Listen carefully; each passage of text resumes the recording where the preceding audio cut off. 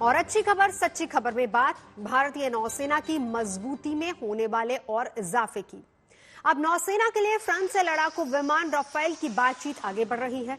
26 Rafale M विमानों की DAC से मंजूरी के बाद इसकी डील को लेकर कवायद तेज हो गई है। सौदे को मंजूरी दिए जाने के बाद भारत और फ्रांसीसी अधिकारियों की पहली बैठक हो गई है। राफेल एम 4.5 जनरेशन का आधुनिक फाइटर जेट है, जिसे विमान वाहक युद्धपोत पर तैनात करने के लिए ही बनाया गया है। फ्रांस से लिए जाने वाले इन विमानों को आईएनएस विक्रांत पर तैनात किए जाने का प्लान है, जिससे भारतीय नौसेना की ताकत में और ज्यादा इजाफा होगा।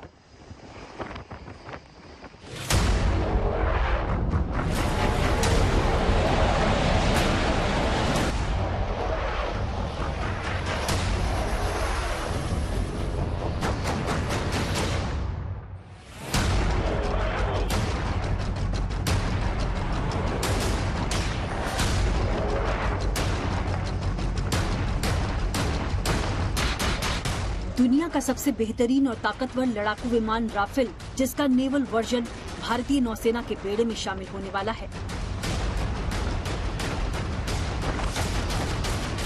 तूफानी रफ्तार, अचूक प्रहार इसे दूसरे लड़ाकू विमानों से आगे रखता है।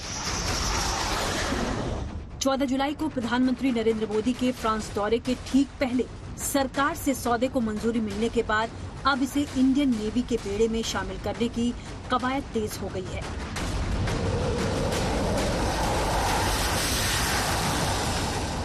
पिछले महीने डीएसी यानी रक्षा अधिग्रहण परिषद के राफेल एम विमान खरीदने के प्रस्तावों को मंजूरी मिलने के बाद भारत और फ्रांस ने राफेल मरीन डील पर चर्चा शुरू कर दी है। परियोजना की बारीकियों पर चर्चा के लिए फ्रांस के रक्षा अधिकारियों की टीम पिछले हफ्ते भारत आई थी। फ्रांस से 26 राफेल एम विमानों की ये डील 50,000 करोड़ रुपए से ज्यादा की हो सकती है, जिसमें 22 सिंगल सीटर राफेल समुद्री विमान और 4 ट्विन सीटर ट्रेनर वर्जन शामिल हैं, जिन्हें आईएनएस विक्रांत और आईएनएस विक्रमादित्य पर तैनात किया जाएगा। जुलाई महीने में प्रधानमंत्री नरेंद्र मोदी की फ्रांस यात्रा के दौरान रक्षा मंत्रालय की डिफेंस एक्विजिशन काउंसिल ने फ्रांस से 26 रफाल मरीन लड़ाकू विमान खरीदने के सौदे को मंजूरी दी थी और अब रक्षा मंत्रालय ने इस सौदे में तेजी लाने की बात कही है। इस सौदे को तेजी से आगे बढ़ाया जा रहा है, फ्रांस सरकार से संपर्क किया जा रहा है।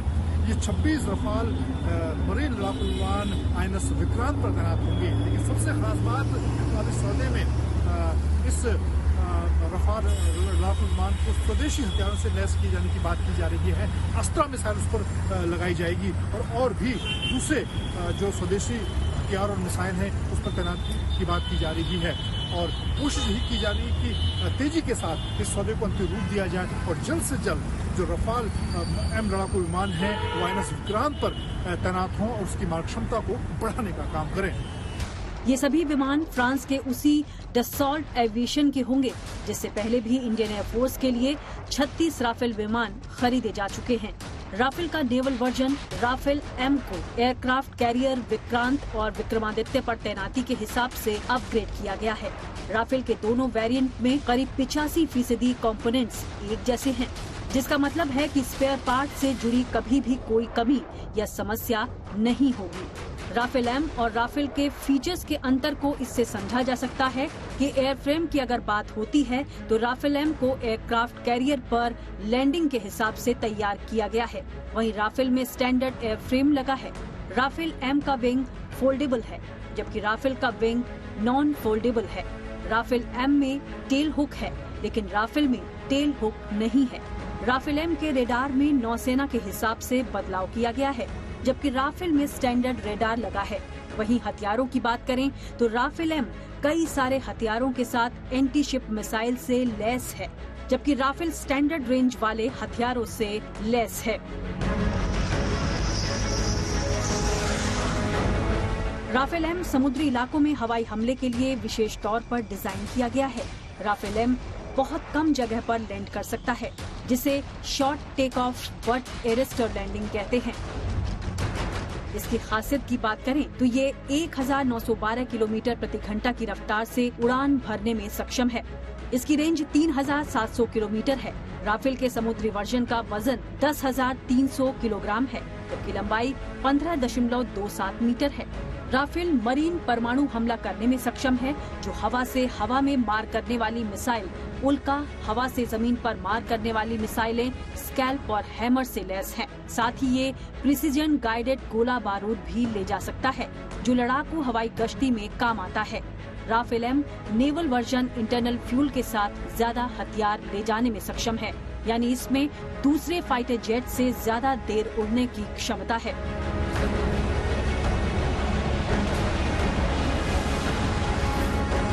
फिलहाल भारतीय नौसेना रूसी MiG-29K के 2 स्क्वाड्रन का इस्तेमाल कर रही है, जिसके रखरखाव और पार्ट्स को लेकर परेशानियों का सामना करना पड़ रहा है।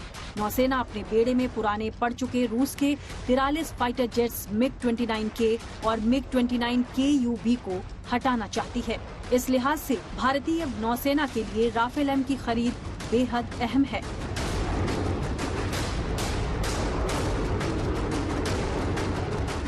हिंद और प्रशांत महासागर के इलाके में चीन के बढ़ते दखल से मुकाबला करने के लिए भारत अपनी सेना, खासकर नौसेना की क्षमता बढ़ाने पर ध्यान दे रहा है।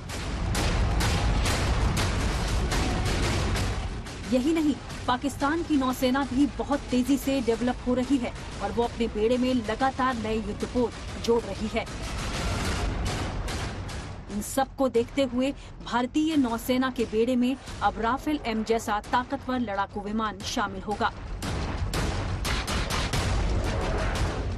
जो दुश्मनों पर न सिर्फ नकेल कसेगा, बल्कि किसी भी तरह की गुस्ताखी पर उसे नेस्तनाबूद कर रख देगा।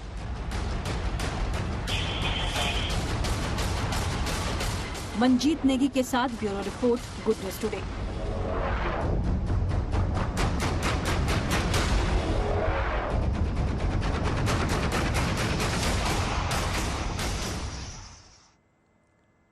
राफेल एम की ताकत और विशेषता के बारे में भी विस्तार से जानते हैं group captain retired RD Sharma से।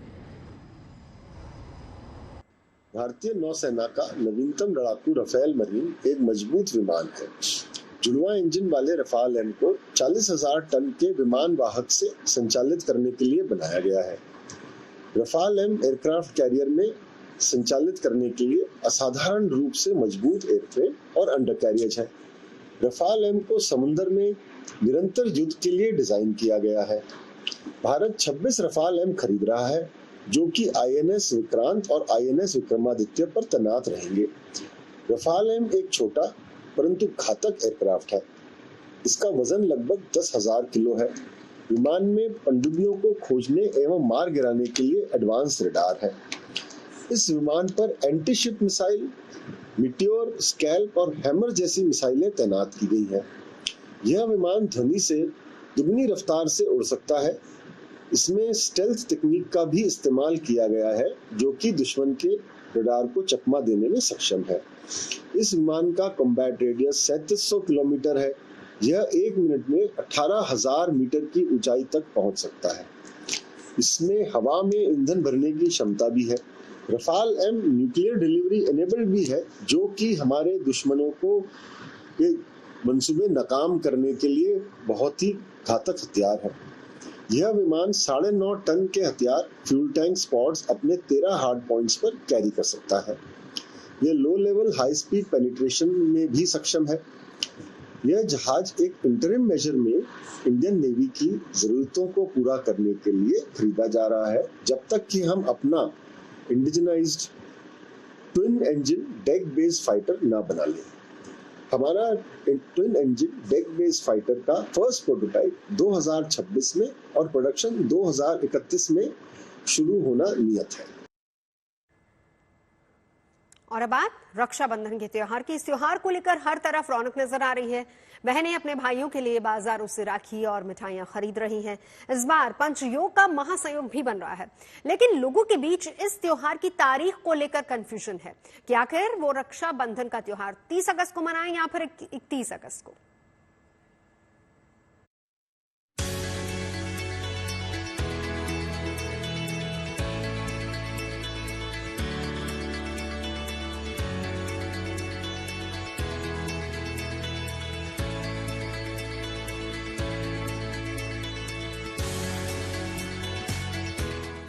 रक्षाबंधन के लिए हर तरफ बाजार सजे हुए हैं। तरह तरह की राखियां, मिठाइयां बाजार में मौजूद हैं। बहनें अपने भाइयों के लिए राखियों की खरीदारी कर रही हैं। भगवान शिव का प्रिय महीना सावन की आखिरी सोमवार बीतने के बाद अब समय रक्षाबंधन का आ गया है। सावन महीने की पूर्णिमा को ही भाई बहन के प्रेम का प्रतीक रक्षाबंधन त्योहार मनाया जाता है। इस बार सावन की पूर्णिमा 30 अगस्त को शुरू हो रही है और खत्म 31 अगस्त को हो रही है, जिसके चलते रक्षाबंधन कब मनाया जाए, इसी को लेकर लोगों में असमंजस की स्थिति है। 30 अगस्त को पूर्णिमा सुबह 10:59 से शुरू हो जाएगी और 31 अगस्त की सुबह 7:05 पर खत्म होगी। 31 अगस्त को जो पूर्णिमा है वो सूर्योदय के बाद 6 घटी से कम है। 6 घटी का मतलब 2 घंटे 24 मिनट। 2 घंटे 24 मिनट से कम है 31 अगस्त को सूर्योदय के बाद। इसीलिए 31 अगस्त की पूर्णिमा मान्य नहीं होगी। पूर्णिमा तभी मान्य होती जब ये सूर्योदय के बाद कम से कम 2 घंटे 24 मिनट तक रहती, लेकिन ये चूंकि सूर्योदय के बाद 2 घंटे 24 मिनट से कम है, इसीलिए 31 अगस्त को पूर्णिमा मान्य नहीं होगी। तो पूर्णिमा मान्य होगी 30 अगस्त को। रक्षाबंधन पर इस बार पंच महायोग बनने जा रहा है। ऐसा 700 साल बाद हो रहा है। 30 अगस्त को सूर्य, बुध, गुरु, शुक्र और शनि पंच महायोग का निर्माण करने जा रहे हैं। ग्रहों की ऐसी स्थिति बुधादित्य, वासरपति और शश योग भी बनाएगी। महायोग है, सूर्य, बुध, शुक्र, बृहस्पति और शनि की वजह से बन रहा है। सूर्य बुध आदित्य योग बना रहे हैं। बृहस्पति और चंद्रमा एक साथ होने के वजह से गजकेसरी योग बन रहा है। शनि की स्थिति कुंभ राशि में होने की वजह से शश योग बनता है और शुक्र कर्क राशि में शुभता स्थिति में होने की वजह से वासरपति योग बनता है। तो ये पंच महायोग का असर कहीं ना कहीं होता है, जनमानस पर होता है और ये रक्षाबंधन बहुत शुभता लेके आया है, क्योंकि सूर्य हमारी आत्म सम्मान है, सूर्य हमारा स्वास्थ्य है, तो स्वास्थ्य अच्छा देगा। बुध हमारी बुद्धि है, अगर बुद्धि अच्छी रहेगी तो धन अच्छा कमाएंगे। बृहस्पति हमारी हर जगह स्थिरता है और बृहस्पति का इस पंच योग में योगदान स्थिरता लेके आएगा। शनि स्टेबिलिटी है, निष्ठा है नौकरी के प्रति, तो नौकरी बेहतर होगी। और शुक्र धन, विलासता, भौतिकता है, जिसकी बगैर कलयुग नहीं चल सकता। तो इसलिए यह पंच महायोग 700 साल बाद अद्भुत बन गया है और इस दौरान बांधी गई राखी बहुत अपने आप में महत्वपूर्ण हो जाती है। ऐसे में ज्योतिष के जानकारों के मुताबिक इस शुभ दशा में राखी बांधने का शुभ फल कई गुना बढ़ जाता है। लेकिन 30 अगस्त को यानी कि कल पूर्णिमा के दौरान ही भद्रा काल भी पड़ रहा है, जिसमें रक्षाबंधन मनाने की मनाही है। भद्रा काल में रक्षाबंधन का पर्व मनाना मना है। 2 पर्व ऐसे हैं जिनमें भद्रा का बहुत विचार किया जाता है। एक है होलिका दहन और एक है रक्षाबंधन। तो अब चूंकि रक्षाबंधन वाले दिन यानी 30 अगस्त को रात के 9:01 तक भद्रा रहेगी, इसलिए रक्षाबंधन का पर्व 30 अगस्त को रात के 9:01 के बाद ही मनाना उचित होगा। आप 31 अगस्त को रक्षाबंधन मनाने वाले हैं तो इस दिन सुबह 7:05 से पहले भाई की कलाई पर राखी बांध दीजिए। इसके बाद सावन पूर्णिमा की तिथि और रक्षाबंधन महत्व दोनों समाप्त हो जाएंगे। रक्षा सूत्र या राखी हमेशा मंत्रों का जाप करते हुए ही बांधनी चाहिए। इस दिन बहनें भाई को राखी बांधती हैं। राखी बांधते समय इस विशेष मंत्र का जाप भी कर लें। राखी के इस मंत्र का अर्थ है कि जिस रक्षा सूत्र से महान शक्तिशाली दानवेंद्र राजा बलि को बांधा गया था, उसी रक्षाबंधन में मैं तुम्हें बांधता हूँ जो तुम्हारी रक्षा करेगा। हे रक्षे यानी रक्षा सूत्र, तुम चलायमान न हो। चलायमान न हो ऐसी मान्यता है कि महाभारत में कुंती ने अपने पोते अभिमन्यु को रक्षा सूत्र बांधा था। कहा जाता है कि जब तक ये धागा अभिमन्यु के हाथ में था तब तक उनकी रक्षा हुई। Bureau report, good news today. आगे बढ़ते हैं। बात अब भारत में 20 रुपए लीटर में गाड़ी के दौड़ने की खबर कि शायद ही कोई ऐसा हो जिसे अच्छी और लग्जरी गाड़ी की हसरत ना हो। फिर भी शानदार गाड़ी का मालिक होने की हसरत पर आजकल एक हकीकत भारी है। पेट्रोल और डीजल की आसमान छूती कीमतों के दौर में ज्यादातर लोग अपनी हसरतों को हकीकत में बदलते देखना नहीं चाहते। पेट्रोल या डीजल से चलने वाली गाड़ियां उन्हें अपनी जेब पर मार की तरह महसूस होती हैं। ऐसे में कम माइलेज देने वाली अच्छी गाड़ियों को खरीदने से भी लोग परहेज करते हैं। ज्यादा रनिंग कॉस्ट से जुड़ी उसी समस्या को दूर करने के लिए टोयोटा मोटर्स ने एथेनॉल फ्यूल पर चलने वाली Toyota Innova high cross unveil की यानी नई गाड़ी पर से पर्दा उठा दिया है। खास बात यह है कि कार दुनिया की पहली इलेक्ट्रिफाइड फ्लैक्स फ्यूल व्हीकल का प्रोटोटाइप है, जिसको सड़कों पर चलाने के लिए सिर्फ 15% पेट्रोल मिले तेल की ही जरूरत पड़ेगी। भारत में कार बना रही किसी कंपनी ने पहली बार E85 फ्लेक्सी फ्यूल इंजन बनाया है।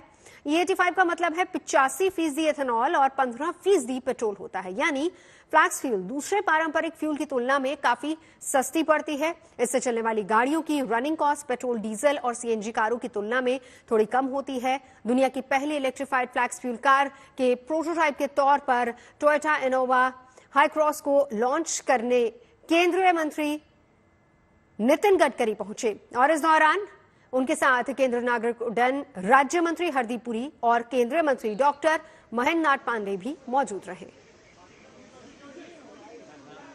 ये गाड़ी जो मेरे ठीक बगल में खड़ी है, दुनिया की पहली BS6 type 2 hybrid EV vehicle है, यानी कि एथेनॉल ब्लेंडिंग भी होगी इसमें और ईवी की टेक्नोलॉजी पे भी चलेगा। ये भारत में पहली बार आ रहा है और भारत जो ग्रीन एनर्जी के लिए पुश करता है उसमें एक बहुत बड़ा कदम माना जा रहा है। हमारे साथ हैं विक्रम गुलाटी, टीकेएम के सीनियर ऑफिशियल हैं। सर, टोयोटा टीकेएम लेके आ रहा है, हमारे दर्शकों की अंडरस्टैंडिंग के लिए क्या खास है? BS6 टाइप 2 बहुत कुछ समझ नहीं आता है, लेकिन है क्या खास? मैं आपको बहुत सरल तरीके से समझाता हूं। फ्लेक्स फ्यूल का मतलब हुआ कि ये किसी भी हायर मिक्स ऑफ इथेनॉल ले सकता है पेट्रोल की जगह। इलेक्ट्रिफाइड का मतलब हुआ इसमें फ्लेक्स फ्यूल इंजन भी है और इलेक्ट्रिक पावर ट्रेन भी है, जो एक कंप्यूटर की तरह दोनों के साथ में काम करते हैं टू गिव मैक्सिमम एफिशिएंसी। और BS6 स्टेज 2 का मतलब हुआ कि जो इंडिया के इमिशन नॉर्म्स हैं, जो कि दुनिया के हाईएस्ट नॉर्म्स हैं, अमंग्स द हाईएस्ट, उसको ये मीट करती है। तो इसका यूनिक एस्पेक्ट इन तीनों चीजों को कंबाइन करके इसको दुनिया की first BS6 stage 2 compliant flex fuel electrified vehicle बनाती है। विक्रम सर, कई बार ये जो यूजर्स होते हैं, कंज्यूमर्स होते हैं, उनके अंदर ये डर होता है कि एथेनॉल पे जा रहा है, बायोफ्यूल पे जा रहा है, एफिशिएंसी डाउन होगी, तो उसको कैसे डील कर रहे हैं आप लोग? देखिए, इसमें सबसे खास बात, क्योंकि ये इलेक्ट्रिफाइड है, इसमें इलेक्ट्रिक पावर ट्रेन होने के कारण इसमें एक कंप्यूटर रहता है जो अपने आप डिसाइड करता है कि किस पावर ट्रेन से एनर्जी लेनी है। जैसे कि हमारा स्ट्रॉन्ग हाइब्रिड जो दो गाड़ियां आई हैं, हाई क्रॉस और हाई राइडर, वो इंडिपेंडेंटली लैब में टेस्ट करने का पता लगा है कि वो 40% of the distance 60% of time electric mode में काम करती हैं विद इंजन शट ऑफ। उसका मतलब क्या होता है कि आपकी एफिशिएंसी 40 to 50% बढ़ जाती है। वही लाभ इसी गाड़ी में इथेनॉल के साथ मिलता है। तो दो लाभ हो गए, एक तो गैसोलीन को हमने पेट्रोल को इथेनॉल से बदल दिया, दूसरा एफिशिएंसी बढ़ा दी। तो good performance, good efficiency, cleanest vehicle in the world. दरअसल जुलाई 2017 में केंद्रीय सड़क परिवहन और राज्य मंत्री नितिन गडकरी ने देश में मौजूद ऑटोमोबाइल कंपनियों से फ्लैक्सी फ्यूल इंजन बनाने की अपील की थी। ऐसे में फ्लैक्सी फ्यूल क्या होता है, इसे जानने की जरूरत है, जिससे ये बात भी समझ में आ जाएगी कि आखिर केंद्र सरकार फ्लैक्सी फ्यूल इंजन को बनाने के लिए कार निर्माता कंपनियों को प्रोत्साहित क्यों कर रही है। तो आपको बताते हैं, दरअसल एथेनॉल एक बायोफ्यूल है जिसको बनाने के लिए गन्ना, मक्का और धान जैसे पौधों का इस्तेमाल होता है। इन पौधों से निकले स्टार्च और शुगर के फर्मेंटेशन से ही एथेनॉल बनता है।